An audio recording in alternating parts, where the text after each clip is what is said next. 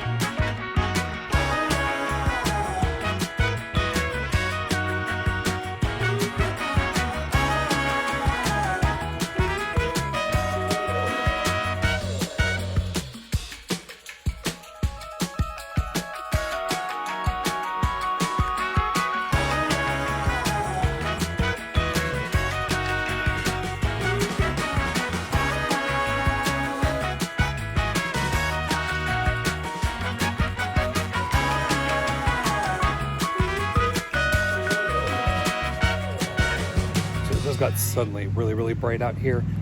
Just having this area clear again really just makes me happy.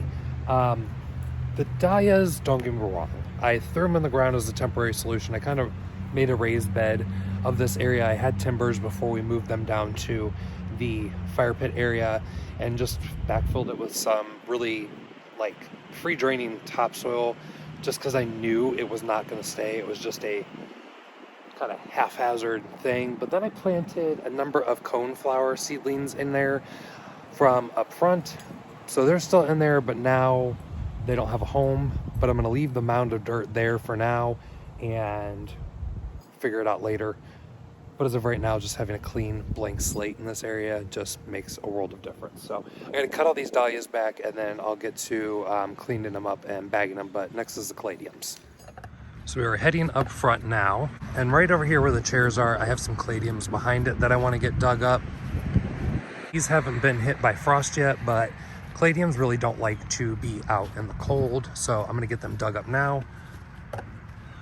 These are the Proven Winners varieties. You can kind of see, well, barely see them. There's like, you can see a couple. There's actually 4 in here that I want to get dug up.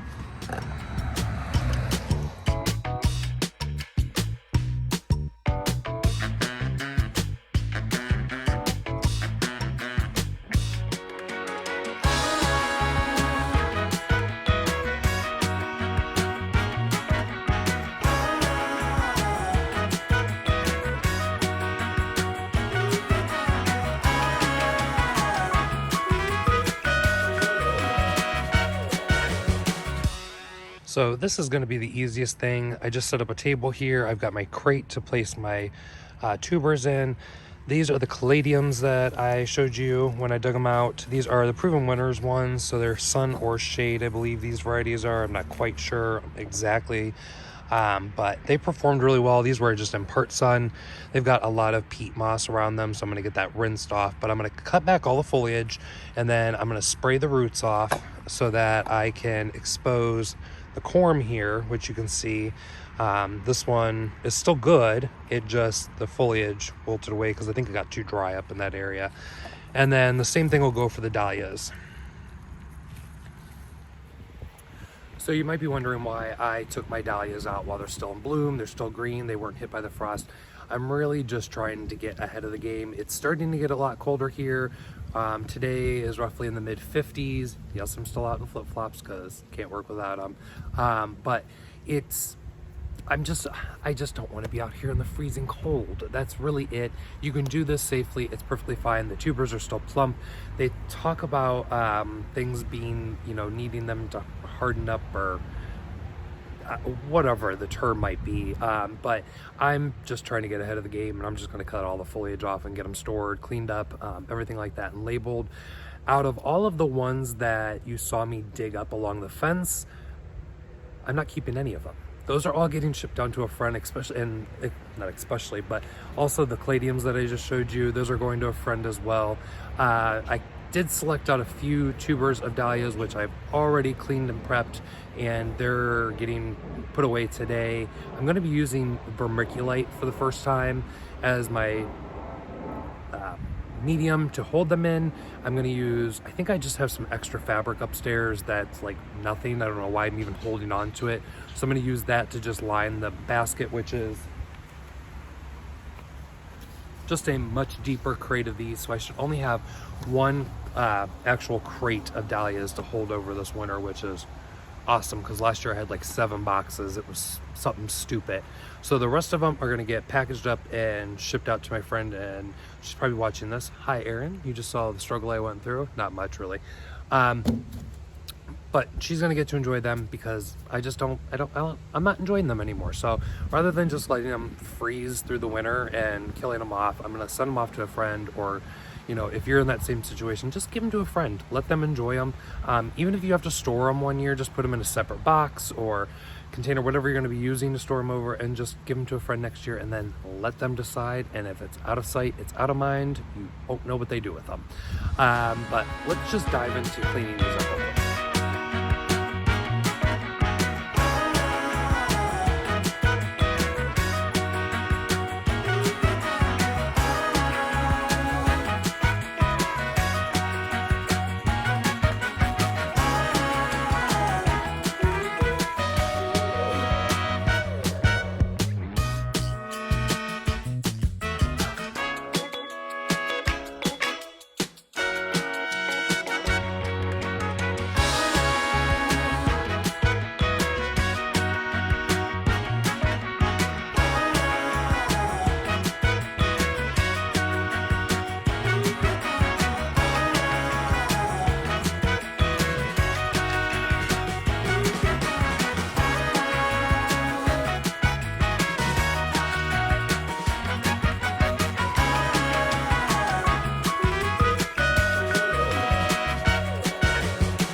It's actually been a couple days since I did the dahlias. I've gotten them stored. I've actually went with a different way. I ended up using a storage tote and vermiculite, lightly wetting it, and then burying everything. And then I have it in a cold part of my basement. It doesn't freeze in this area, but it stays really, really cool.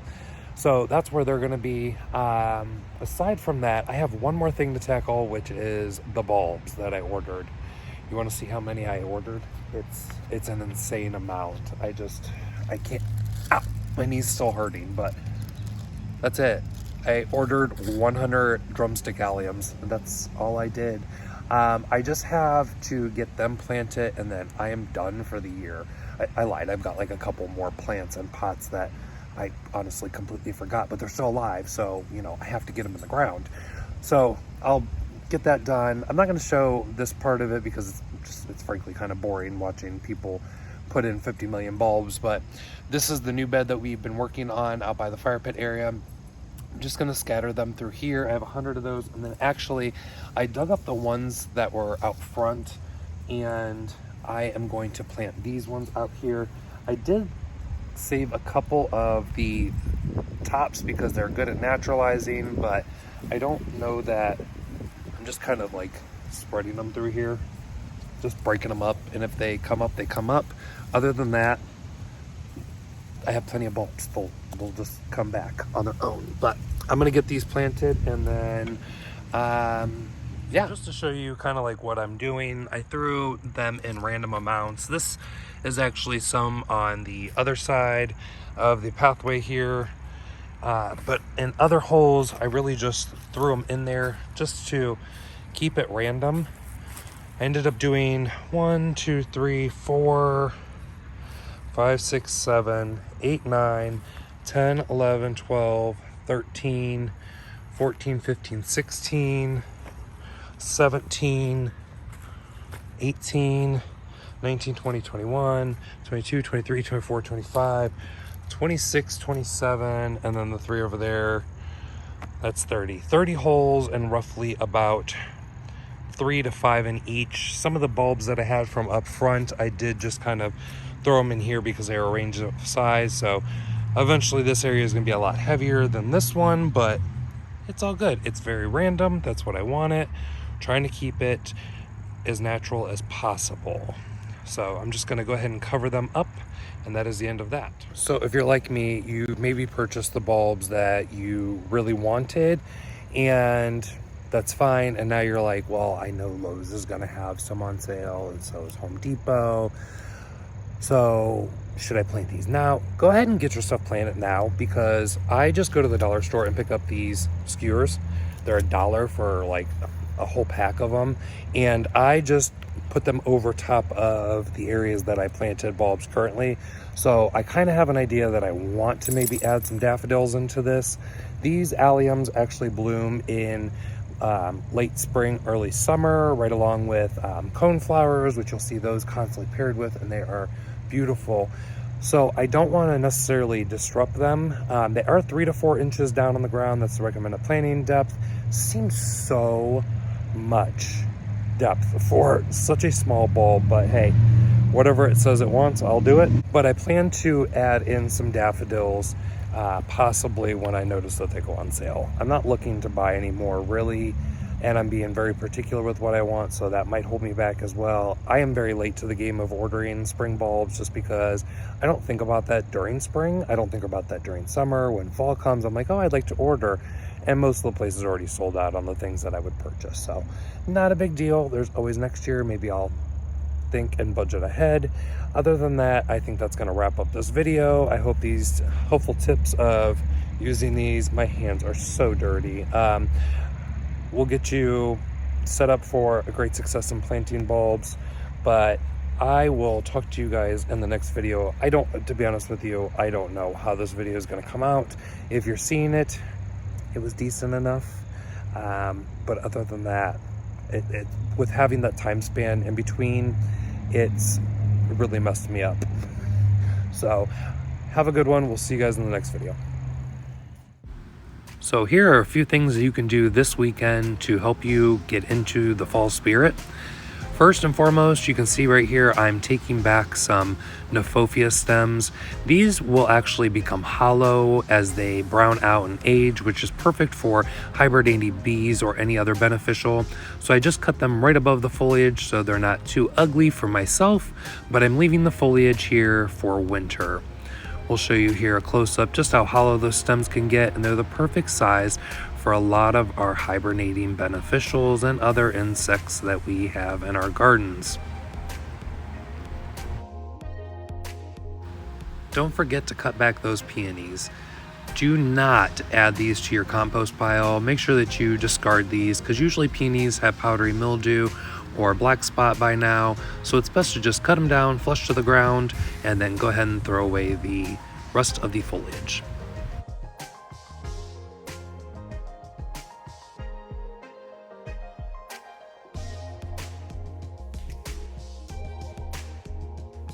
Now don't forget to leave some winter interest around your garden. You don't want to cut everything down. These are Eupatorium, and these are some seed heads from a shredded umbrella plant that I have, and the foliage actually is really cool on this one as well, so that is something I like to keep around. Another thing you can keep around for wildlife are coneflowers, of course. This will provide birds food during the winter, and you never know what you're going to get from a seed that drops. Also keep the leaves off your lawn. Use the leaves in leaf mold or your compost or as a mulch if you shred it up well. And rather than pulling out your annuals, cut them to the ground. They've already used all their roots and power and such to aerate your soil. So let it decompose over winter and you'll have a better area for planting next year. Much more lofty. Always the right time to pull weeds continuously. They're still growing, and even pull out some seedlings that popped up that you may or may not have wanted. But always keep up on weeding. A lot of things do grow in the cooler season, so you'll be able to get a control on those before spring comes and they really take over.